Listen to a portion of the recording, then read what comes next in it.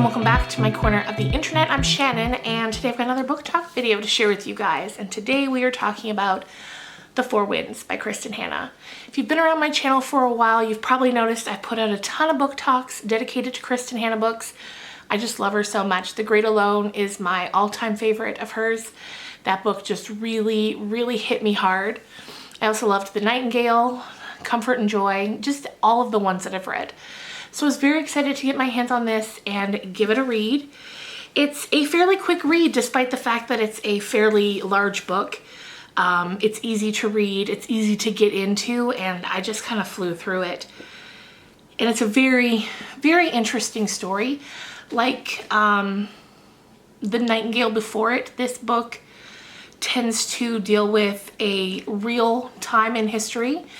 This one is in America, however, and it starts off in Texas during what I think was called the Dust Bowl years. And we meet right off the bat a woman named Elsa. Very quickly, we're told that Elsa's treated poorly by her family, by her parents and her siblings, because in her family, looks are very important and they've just deemed her unattractive. Her parents treat her differently, and just the whole town seems to treat her differently. She's 25, unmarried, still living at home. The book begins, I think, in the early 1930s. Just double check here. 1921. It begins in 1921. And so as we get to know her family, they're just awful. And she decides that she's had enough. One day she's out shopping, she sees this beautiful red fabric, and she buys it and she makes herself a dress out of it. And it's very frowned upon. You know, everyone seems to think her having this fabric and making this dress is a waste. It would be better suited to her sisters. Like, what? But anyway, she makes it. She goes out one night and she meets this young man. He's a little younger than she is. His name is Rafe. And they end up having an intimate moment together. She sees him a few days later at a county fair, and it's really awkward. And he sees her, but he doesn't really acknowledge her, so she goes to leave because she's feeling embarrassed, and he follows her out. They meet up again and have another intimate moment together. Elsa finds out that he's getting ready to go to college soon, the first in his Italian family to go to college. Shortly after that, she finds out that she's pregnant, and her parents lose their minds. Her dad packs her up, brings her out to this boy's farm, because that's where he lives, on a farm with his parents, and leave her there. And he's kind of like, she's your problem now. Don't talk to us about it. And Rafe stays home. He doesn't go to college as he had hoped to, and they begin a life together. So they're living together on this farm with the parents, the baby's born. They eventually have 2 kids, and it's during this time that hard times come to the farm. A drought comes that lasts years. Not only are crops not growing, animals are dying, and eventually even the land begins to crack. From there, it's a story of survival. A lot of the book takes place on this farm while they are struggling to survive.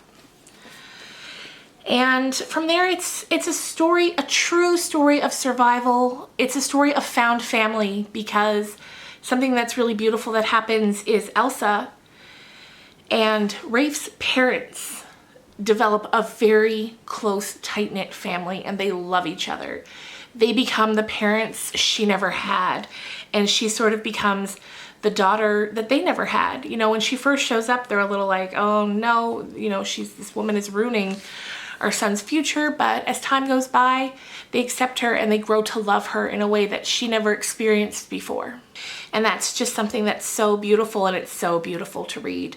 So before I get into any spoilers, I'm gonna just give you a quick wrap up here. So if you don't want the spoilers, you can click off. But like I said, a story of survival, a story of family, a story of love, a story of perseverance. It's well written, as everything that I've read of Kristin Hannah is. It's a simple story, but it's one of such bravery and courage and strength in the face of adversity, which I find a lot of Kristin Hannah's books, The Nightingale and The Great Alone, they really focus on these women that are so brave and so strong and the things that they have to overcome inside of fairly simple stories. And I love that, the complexity that she puts inside, on the surface, a simple story. So yes, it takes place in Texas.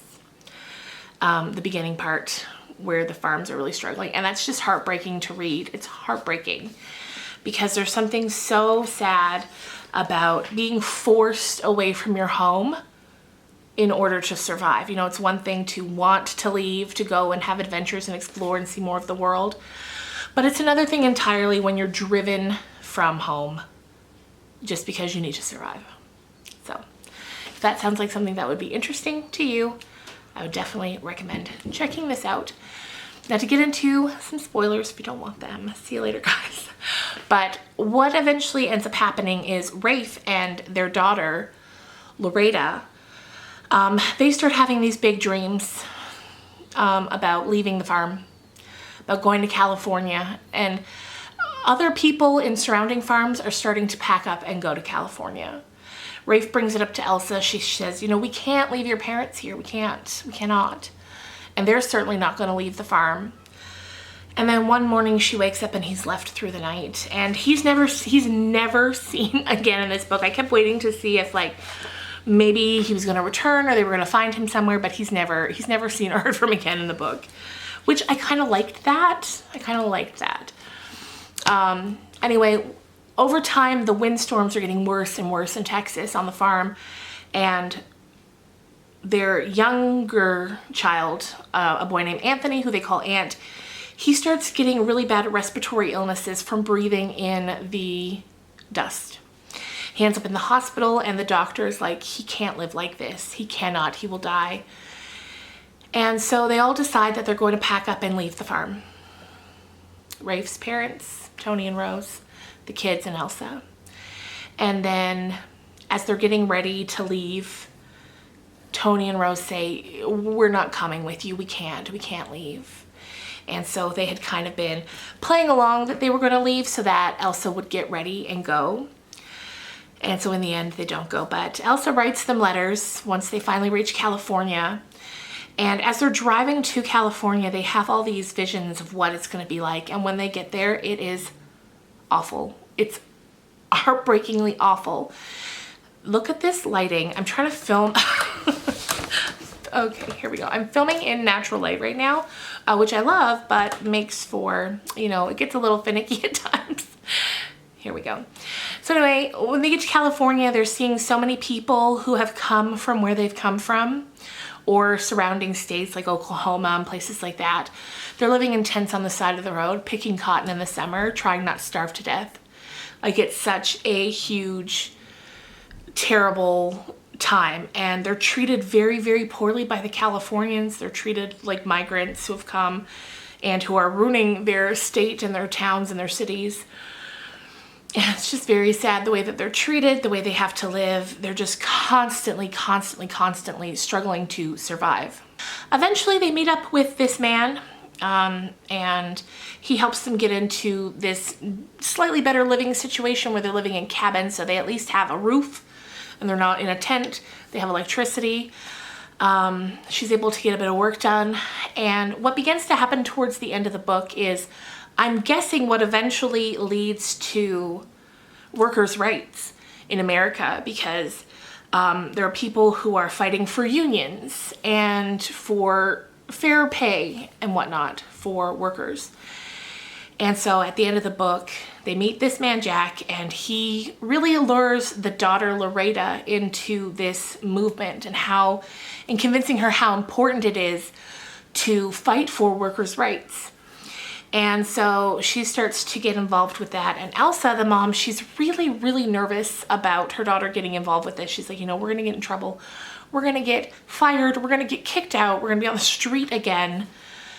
But as time goes by, Elsa can't help but fight as well. And right at the very end of the book, Elsa actually gets killed during one of the like protests.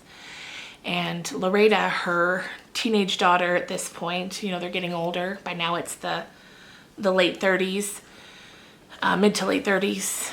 And Loretta makes sure to bring Elsa's body back home to Texas where she can be laid to rest there.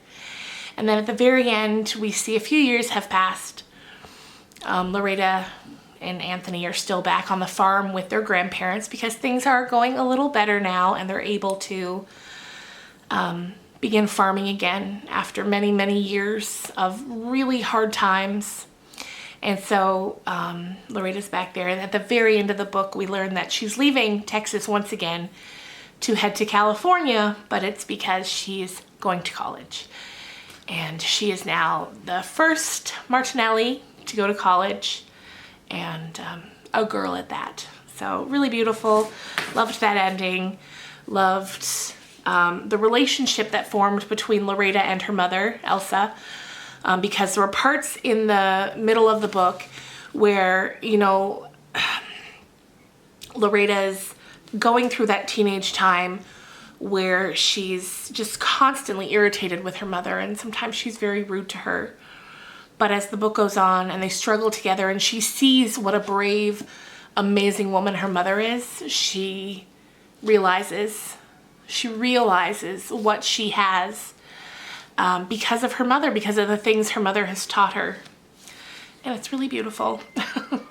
And it's just too bad that Elsa didn't get to see for herself Loretta getting ready to go off to college, but a beautiful book. This light, you guys, sorry. Let's see, maybe if we turn this way. No. Anyway, that's the end of this book. I hope you enjoyed this. If you've read The Four Winds, let me know in the comments down below what you thought of it. And, or if you're planning on reading it, let me know that too. I hope you guys have a fantastic weekend, and I will see you again very soon. Bye.